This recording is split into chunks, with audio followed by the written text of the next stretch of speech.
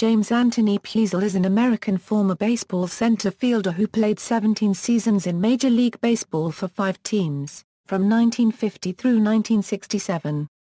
Piersall is best known for his well-publicized battle with bipolar disorder that became the subject of the book and movie Fear Strikes Out. Early life, Piersall led the Leavenworth High School basketball team to the 1947 New England Championship, scoring 29 points in the final game. Athletic career, Piersall became a professional baseball player at age 18, signing a contract with the Boston Red Sox in 1948. He would reach Major League Baseball in 1950, playing in 6 games as one of its youngest players. In 1952, he earned a more substantial role with the Red Sox, frequently referring to himself as the Waterbury Wizard, a nickname not well received by teammates. On June 10, 1953, he set the Red Sox club record for hits in a 9-inning game, with 6. Personal problems. On May 24, 1952, just before a game against the New York Yankees, Piersall engaged in a fistfight with Yankee infielder Billy Martin. Following the brawl, Piersall briefly scuffled with teammate Mickey McDermott in the Red Sox clubhouse. After several such incidents, Piersall was sent to the minor league Birmingham Barons on June 28. The final straw came when Piersall spanked the 4-year-old son of teammate Vern Stevens in the Red Sox clubhouse during a game. In less than 3 weeks with the Barons, Piersall was ejected on 4 occasions, the last coming after striking out in the 2nd inning on July 16. Prior to his at-bat, he had acknowledged teammate Milt Bowling's home run by spraying a water pistol on home plate. Piersall then moved to the grandstand roof to heckle home plate umpire Neil Strockier. Receiving a 3-day suspension, Piersall entered treatment 3 days later at the Westboro State Hospital in Massachusetts. Diagnosed with nervous exhaustion, he would spend the next 7 weeks in the facility and miss the remainder of the season. Piersall returned to the Red Sox in the 1953 season, finishing 9th in voting for the MVP award, and remained a fixture in the starting lineup through 1958.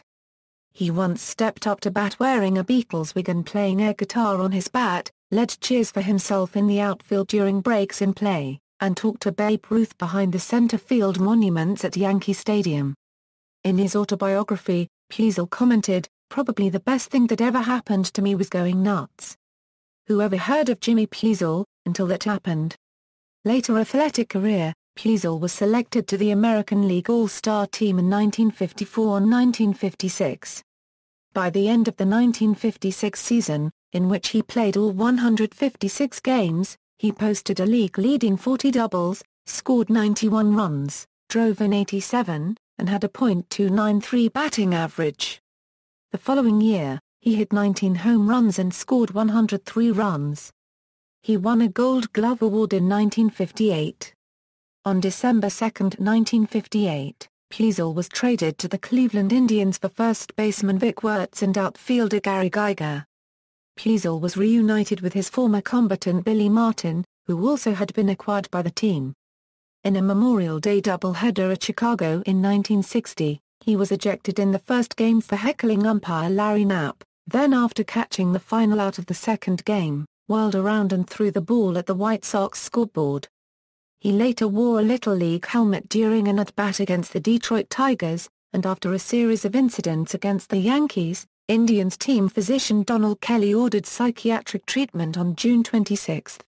After a brief absence, Piersall returned only to earn his 6th ejection of the season on July 23, when he was banished after running back and forth in the outfield while the Red Sox Ted Williams was at bat. His subsequent meeting with American League President Joe Cronin and the departure of manager Joe Gordon seemed to settle Piersall down for the remainder of the season. Piersall came back during the 1961 season, earning a second Gold Glove while also finishing 3rd in the batting race with a .322 average. However, he remained a volatile player, charging the mound after being hit by a Jim Bunning pitch on June 25, then violently hurling his helmet a month later, earning him a $100 fine in each case. On September 5, Piersall's 74-year-old father died of a heart attack.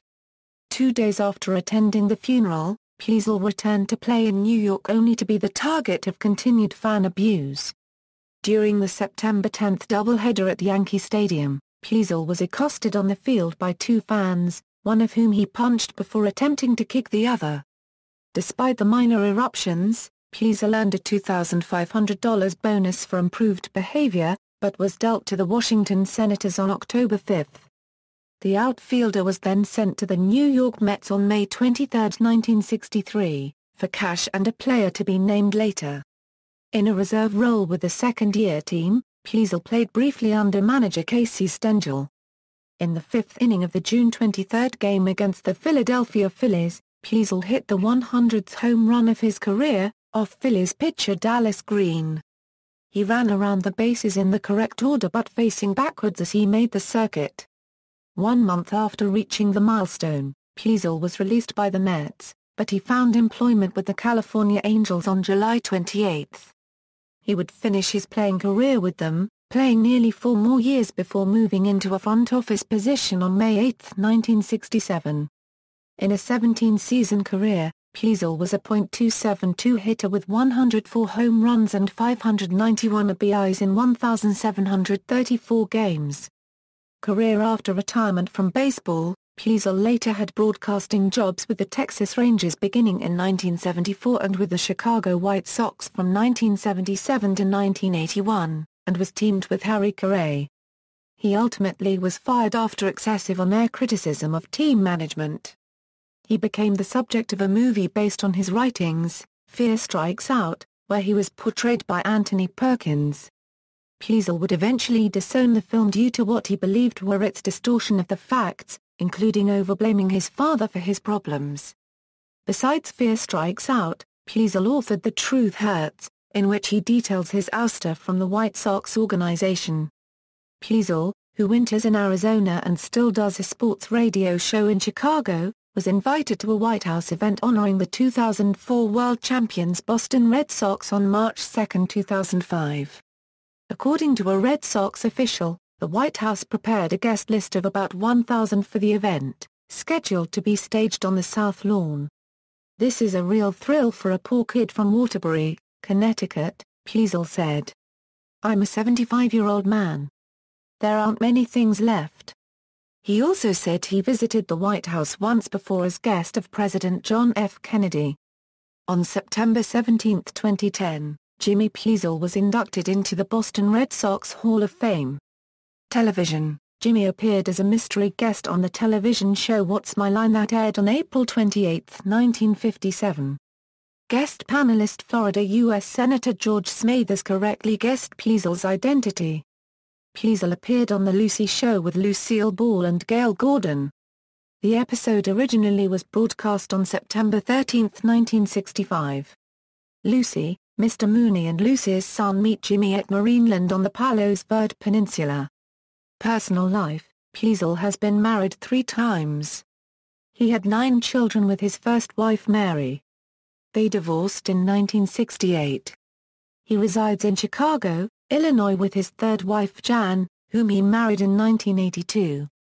See also, List of Major League Baseball doubles champions, List of Major League Baseball hitters with 6 hits in 1 game, references. Publications: Piersall, Jim and Al Hirschberg. Fear Strikes Out, The Jim Piersall Story. Boston, Little, Brown and Company. University of Nebraska Press. ISBN 978-0803287617. Piersall, Jimmy and Dick Whittingham. The Truth Hurts. Contemporary Books. ISBN 978-0809253777. External links: Career statistics and player information from Baseball Reference, Puma, Mike. More info on Jimmy Piersall.